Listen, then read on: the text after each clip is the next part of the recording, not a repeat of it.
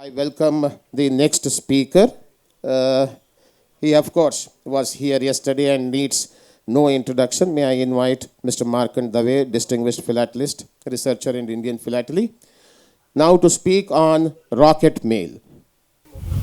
Rocket launch करते हैं सुरेंद्र भाई. Today I am going to discuss about the rocket mails of India, in particular the Second World War period.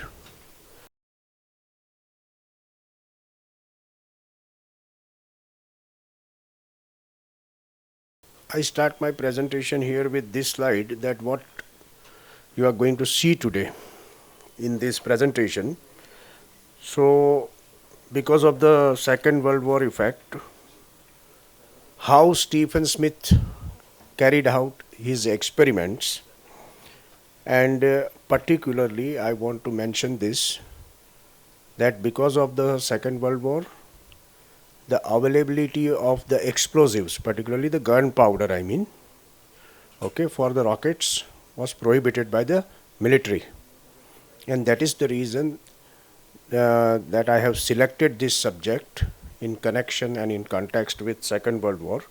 So he was not able to carry that many envelopes what he used to carry in early experiments in 34 when he started.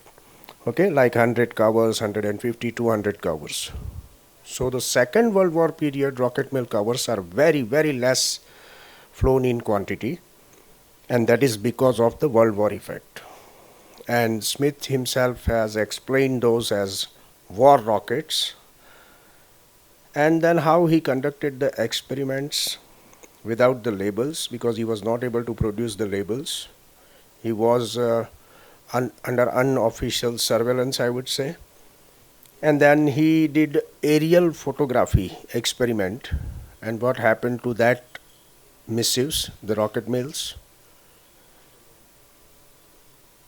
Because of the problems of obtaining the gunpowder and the explosives for the rockets, he then changed the technology for his experiments, and he carried out gas propelled and then the compressed air projectile experiments. And then we will discuss the story of the only one flown missive of the rocket named Hornet and the Black and Tan, which are not reported till today anywhere in any of the literature so far.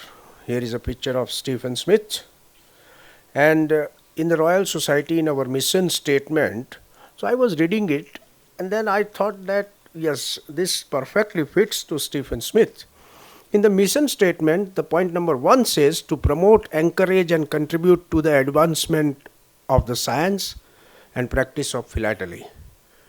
And this man was doing exactly the same thing in early days from 1920s to 1940, we can say 44, when he finally conducted his last 2 experiments. Using the AI image technology, I have created this, converted this into the color picture of Stephen Smith. And when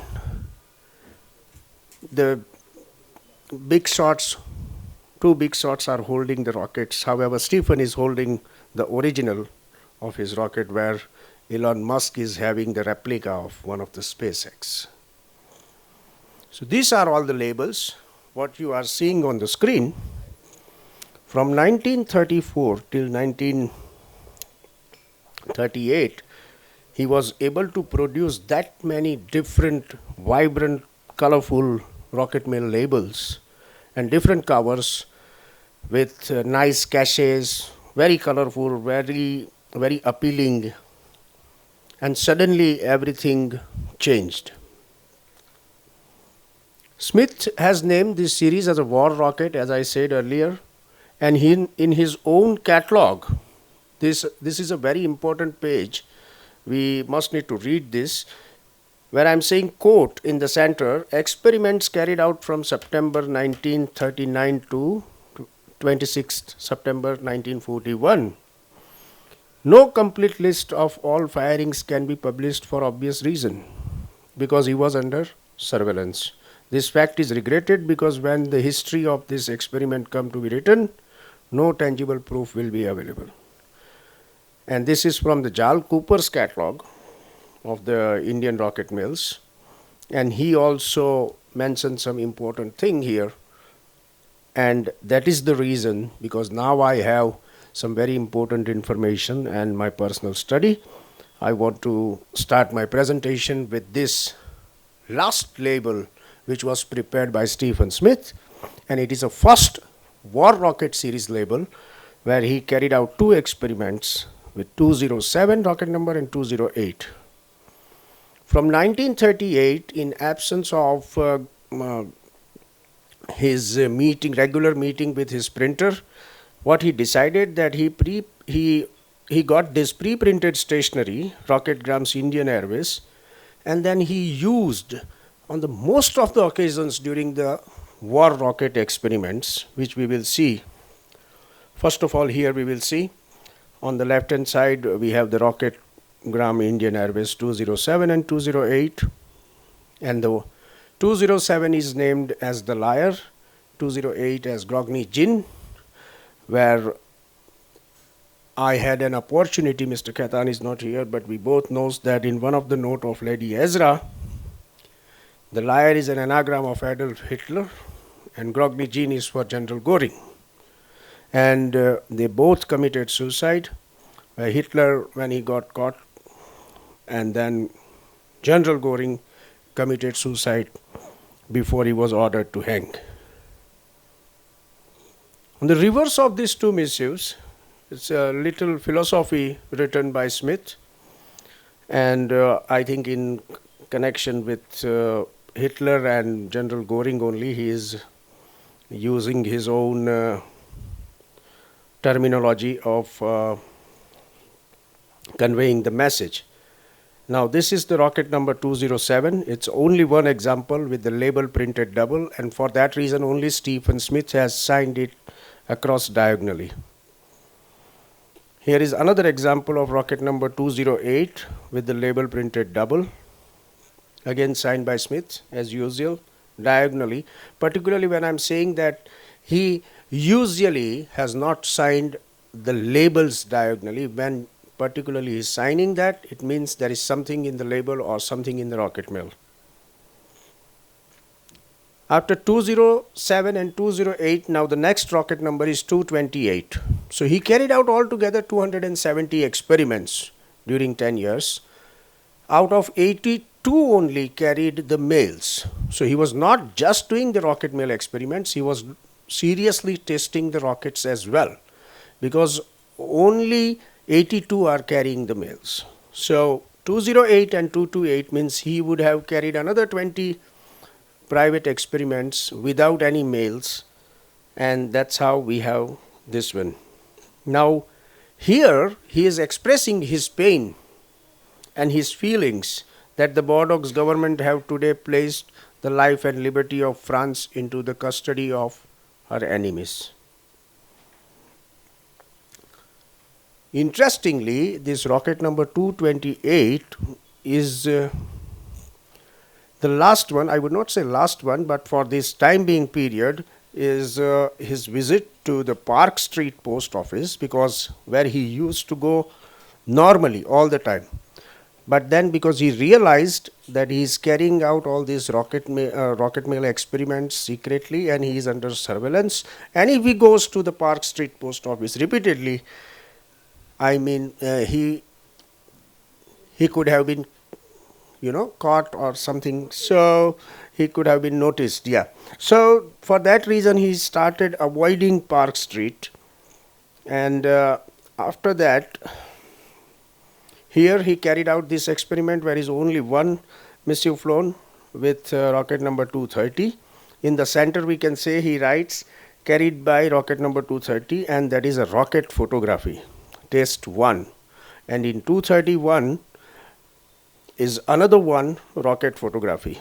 And the label what we see here, because we have only this black and white photograph left, it's only one flown missive. I have not seen it physically, but in Stephen Smith's notes, what I possess, he says this 231 has this blue Go Lighty label. So I have that in color. So I'm reproducing here. And the 230 has a yellow one. and this another label, the red one, the PAR air torpedo. So I'm just trying to give you an impression that if it does exist, or if somebody sees sometime, how it looks like in color.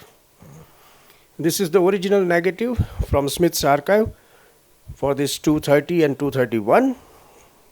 So he clicked this photograph and gave to Jal Cooper, and that's how these two are illustrated in Cooper's catalog. The whole idea of the rocket photography all the way back in 1930s and 40s was something similar to this, like what we are doing today, the drone photography.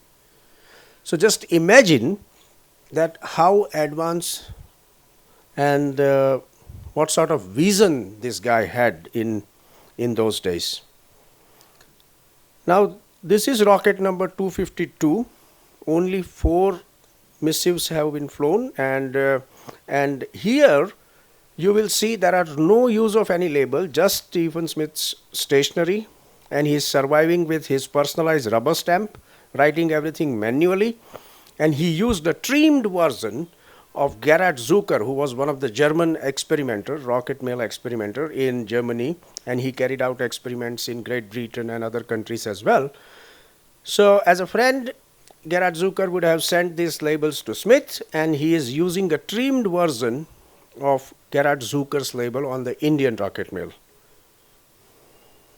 And that's how it has been trimmed. And these are only 4 flown. Again 4 flown, and usage of Gerhard Zucker's label.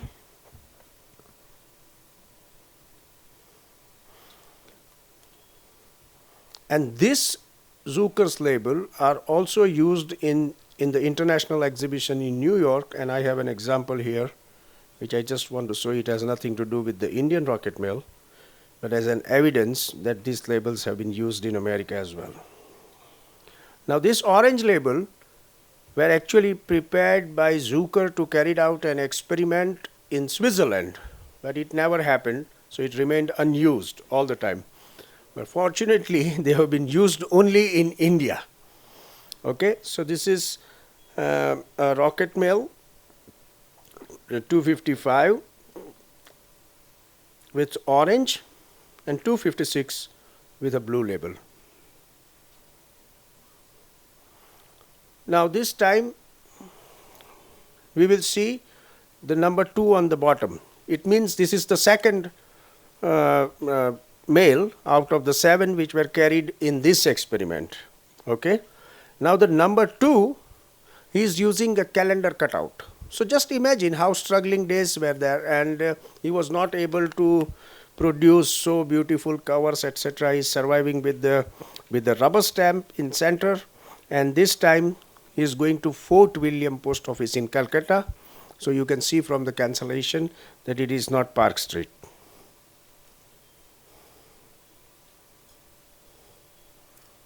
Something like this, the calendar cutout when I say. Now this is a second visit to Fort William Post Office, and this is the first time Stephen Smith has used British India postal stationery for his rocket mails. So maybe when he went to Fort William for first time, he would have grabbed 10 stationery envelopes which he is using in the second experiment with the rocket number 259. In the center we have the aero torpedo. That is again Zucker's label, and he trimmed it in this way and used it here. Now we try to understand where is Park Street, where is Smith's residence. So Smith's residence, 25 Elliott Road, particularly during that period, because he lived at 3 different places as per my knowledge. So Park Street was the closest place to him. Fort William is a little further long walk, and here I have mentioned where is Fort William, where is Park Street, and where is Smith's residence.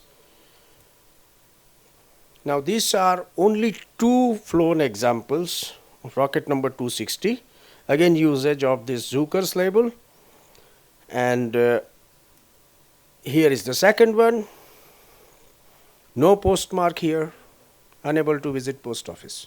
So these 2 experiment, I mean this, he carried out the experiments, prepared these two missives, and it was sitting in his file. Now again, after a long period, he is back and visiting again the Park Street Post Office. Now here he is using this Victory missive. I mean, these are used for rocket mails, for air mails, and we have seen similar Victory trump cards as well. There are many flown on air mail, etc. The interesting thing is here, the name of the rocket is Willow Cooper, who was daughter of Jal Cooper at that time.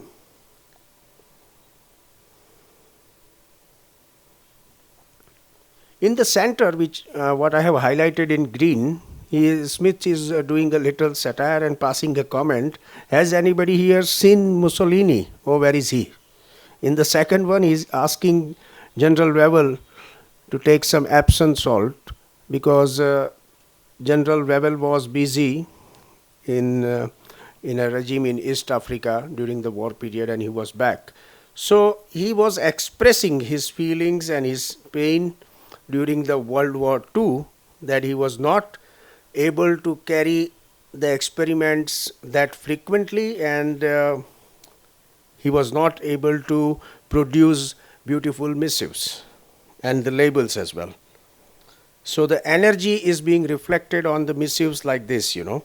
Again, this is 264, the previous slide was blank, just to understand, because it is very similar to that one, but the one which we have seen here is only 8 flown, and this one is 35 flown. This is rocket number 264, and it's named by John M. Beans, one of the family member of the Angus Beans, who was a Delhi-based very big stamp dealer in those days.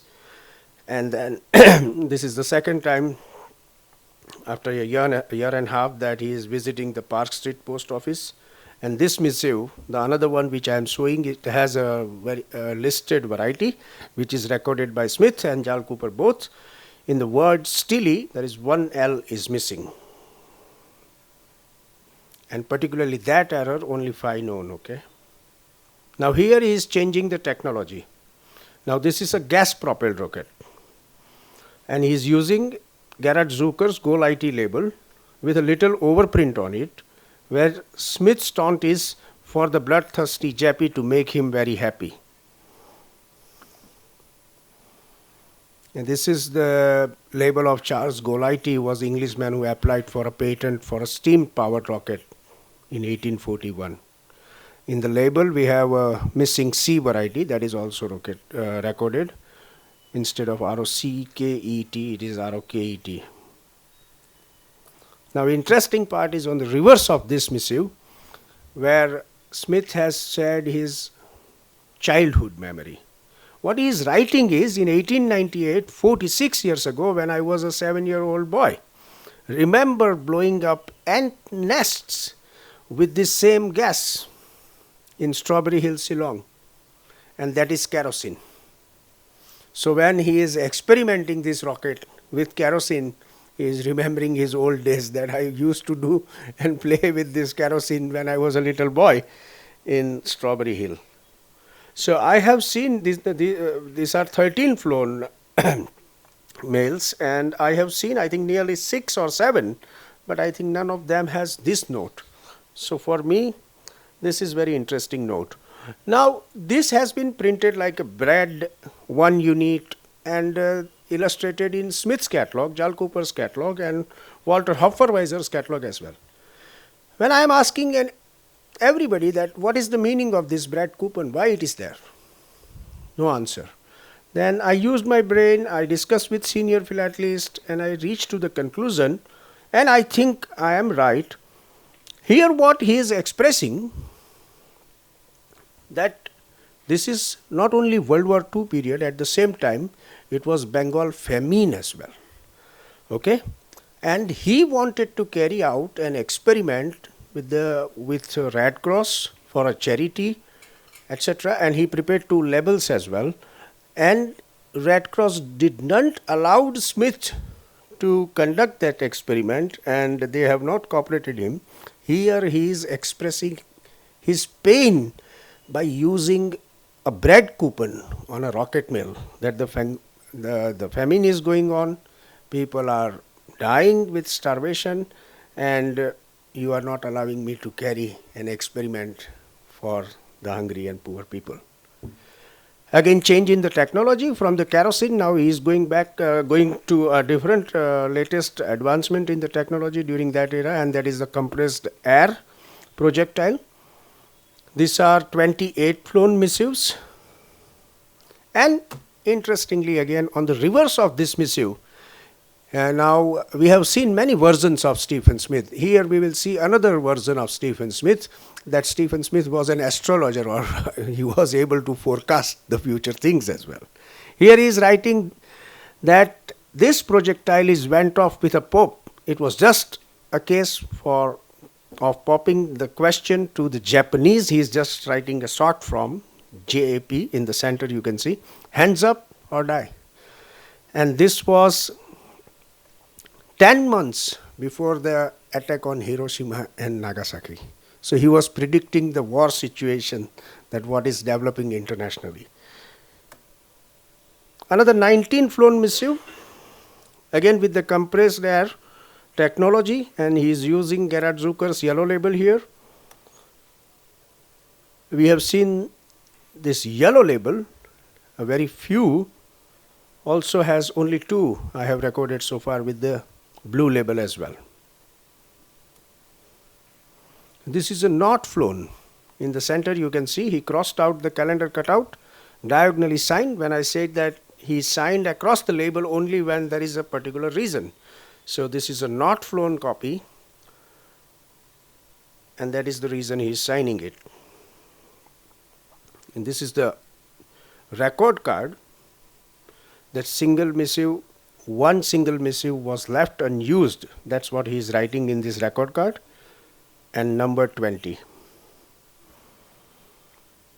Third gas propelled projectile, 11 flown missive, again usage of calendar cutout, and 2 beautiful postmarks. The one is very common, and the same usage of that Rocketgram Indian Airways stationery, which I have mentioned in the beginning, that he survived with it during this period.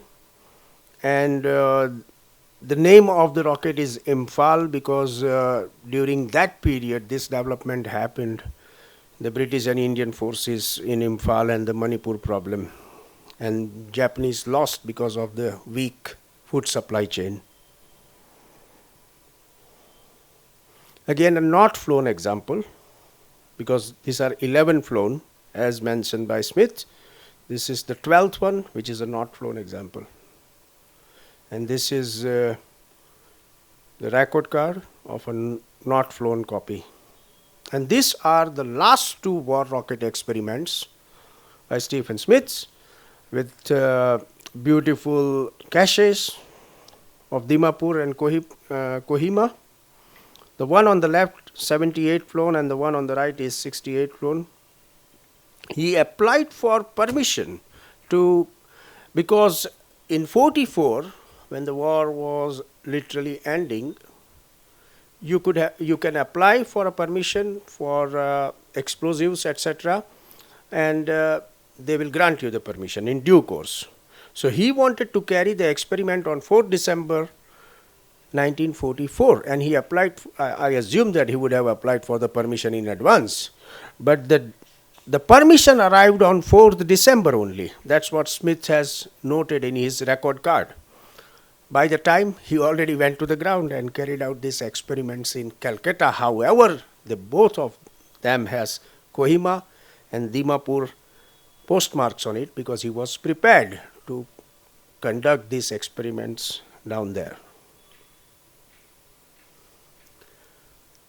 Now, apart from all this, I came across to these 2 notes.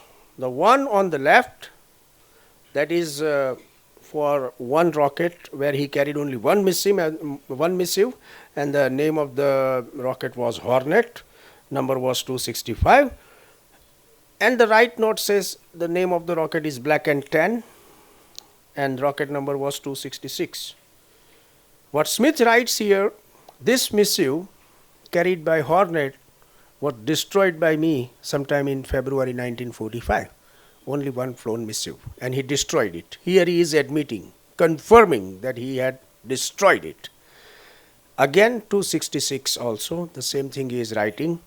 When I am reading these two notes and connecting it with the rocket photography experiment number 230 and 231, where again there were only one flown missive, I believe that it is just a time that we wait for another two notes to come, that they have been destroyed as well. Or maybe we cannot find the note in future, or someone comes with a, I don't know. But that is my theory at the moment, because if majority of his material has been surfaced so far, how come we don't have this thing? And these are the record cards of the Stephen Smith's Hornet and Black and 10, rocket number 265 and 266. I'm sure you are struggling to read this, and this is what is written on these rocket cards, the two of them. It's carried by the latest technology at that time, by dry fuel, he called. For launching, he used the dry fuel, and then, but the serious note is, if you read the bottom line, it says, under the Defense of India rules, the use of explosive has been prohibited, blah, blah, blah. So he was well aware with what he was doing, and that is the reason we have very less number quantity for this war rocket period. And these are the two rocket of 230 and 231, which I was discussing earlier, that I think they are not survived. And what you have seen in this presentation, this is the same thing I have shown you in the beginning. And I think I have given a proper justice to my talk.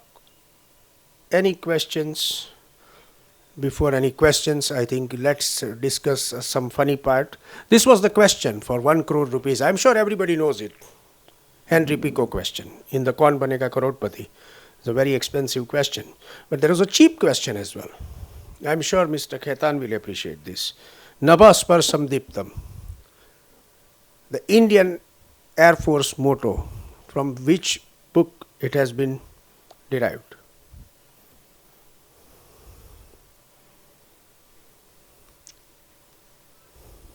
It is coming from Bhagavad Gita, chapter 11, verses 24. And here it is. When Dr. Rajendra Prasad was president and Pandit Jawaharlal Nehru was serving as a prime minister of this nation, Pandit ji, not only this, but there are number of logos of Indian institutes. You will see like LIC or BSNL at that time, the telephone exchange, Aharnisam Sevamahe, Yogakshemam Vahamyam, etc. There are many. So this is of the Indian Air Force, and because we are very much into the airmail and rocketry thing, I thought that I would like to share this thing with you. I am almost in the completion process of this book, The Rocket Mails of India, and it will be available very soon. Those who will be watching this presentation in future on YouTube and want to ask any question, you can point your mobile phone on any of the QR code, reach to me, and I will answer the questions. Those who are here in the room today, feel free to ask the questions. Thank you very much indeed.